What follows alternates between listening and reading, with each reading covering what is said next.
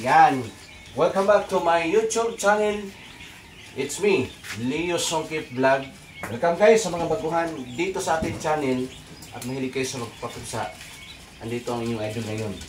So ito yung ating higanting incubator. So ngayon, papakita natin yung ating result na narapisa. Tingnan nyo guys. Ito palang partial to. Sige. Tara po. Inanan! Ito yung ating nahas ngayon. Pure F1 itik Pinas to guys ha. Only here in Davao production. So very simple lang ating incubator. Mumurahin lang po. Pero we can accommodate Luzon, Visayas, Mindanao about sa duckling. So purely certified itik Pinas. Yun. Yan po. So ganito na po yun. Hello, good morning. Bitay lang. Ay, dami. Good morning. Good morning.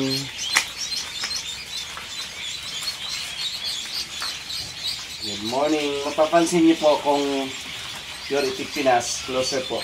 Steady ang camera please. Thank you.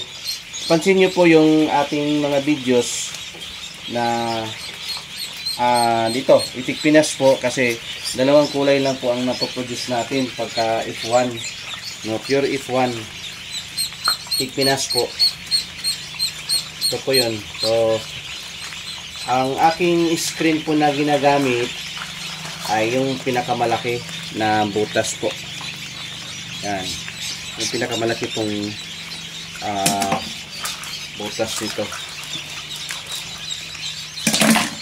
Dami na po kasing ito o, tingnan nyo po guys o. Ito yung ating incubator na sobrang ganda po ng result ng kapapisa, no? Yan, dito na po kami magpapisa dito. So, ikita nyo po yung ating mga ginagawa. Ito po. Ano ba? Yan po. Diba? So marami po itong mga ducklings na nandito. Kaya sa ilalim mo, yung mga paa, close up nyo po yung kunti. Please. Ito pa. Excuse me po. Sana hindi siya maipit. Yan po. Yan. So yun, ito ang kayong manggi. Kaya papansin nyo, babae talaga to 100%. Ito naman yung lalaki na may itim na Pinas. Ito kayong manggi. May ano siya, tumatalo na. Meron pong kulay yellow pero pag laki nito, puti ito. So kayong manggi. Maghahanap po tayo ng kaki. Meron din kaki. Yung walang puti sa dibdib. Yun po yung kaki. So yun po, ito kaki to. Papansin niyo po yung kaki, walang siyang puti sa dibdib. Tulad nito po. So, dibdib. Ang kagandahan lang nito sa talagang itik Pinas, kasi pag mangitlog po talaga, champion talaga yun sa size. Tapos malaki yung aside na malaki yung size niya po, at siyempre yung duration po sa pangitlog ay sobra pong taas. Oo, sobra pong taas talaga. Good morning. So yun po yung ating tip ngayon na pinapisa. So I highly suggest po na kung mag-itikan kayo, doon kayo kukuha sa mga certified breeder. Itik Pinas talaga na i-alagaan. Kasi pag hindi po itik Pinas, pangitlog lang yan, once lang yun, medyo makabuelo pagka dating ng molting time, wala, kunti na lang ang iaakyat niya na production compare doon sa itong ganitong klase na breed. This is tested talaga already, na pinag-aralan ko to ng masisilan nyo sa mga yun, di ba? Tulad niya, namimit natin si Sir Rene Santiago, yung pinaka-father po ng Itik Pinas. So, namit natin dito sa Davao. Yun. So, for me, alin ko talaga ang magandang mag-start na mag-itikan. For me, kung pipili tayo, it's either RTL or ducklings. Pagka long term, gusto nyo baguhan pa kayo, pwede kayo mag-start ng, ducklings. No? Kasi doon po yung learning stage pagka nag-start tayo sa siho. Huwag nyo mamadaliin para po dyan po ng learning talaga kaysa compare doon sa mag-start ka ng RTL. Ano ibig sabihin sa RTL? Is ready to lay. So sa ready to lay naman ay siyempre na-shortcut natin yon ang pagpaalaga. So siyempre anong daw hindi natin alam pagka kasi shortcut at maganda, at ang disadvantage din po yan mga kaibigan, pag RTL ay hindi natin alam kung totoong RTL po. Yun po yung disadvantage.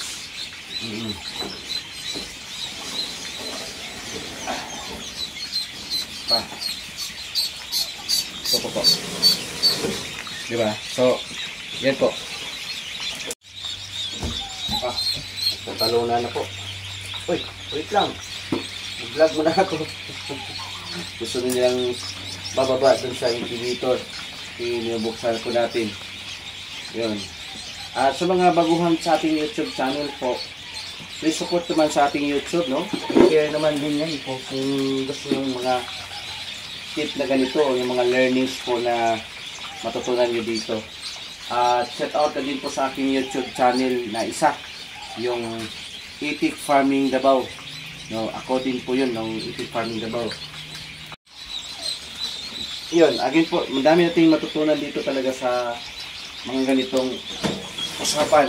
So, pag mahilig kayo guys sa ating ginagawa dito sa pagpapisa at sa larangan po ng itikan, andyan po ang ating YouTube channel.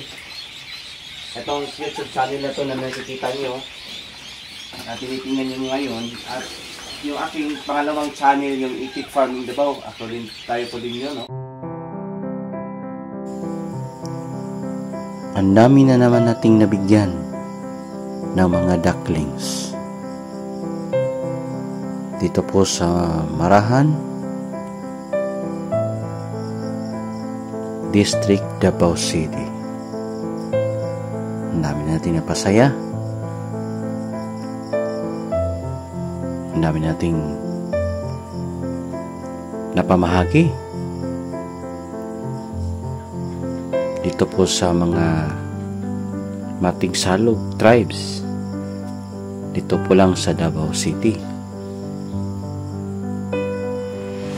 Kala namin din po ayaw nila mag-alaga, pero nung nag-start na kami ng pamimigay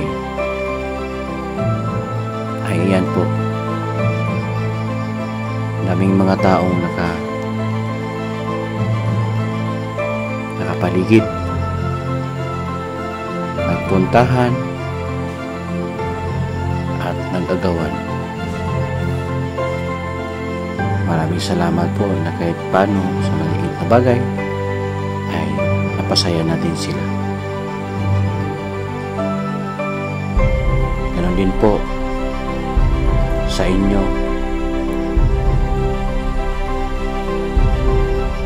Kahit saang sulok po kayo sa mundo, maraming salamat po sa palaging panonood sa aking mga videos. At ganun din po, ingat po kayo palagi. At sana po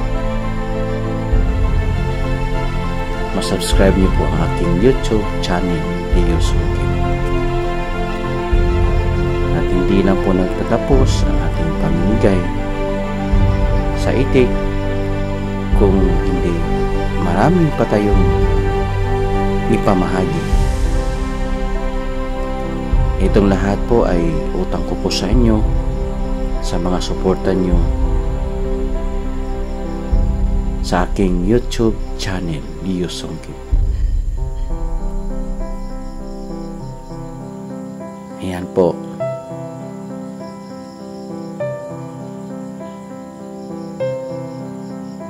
During that time na naglapag na tayo ng itik, ubos kaagad. Yung hundreds of itik ay split of minutes ay ubos kaagad. Maraming salamat po. Hanggang dito na lang. God bless.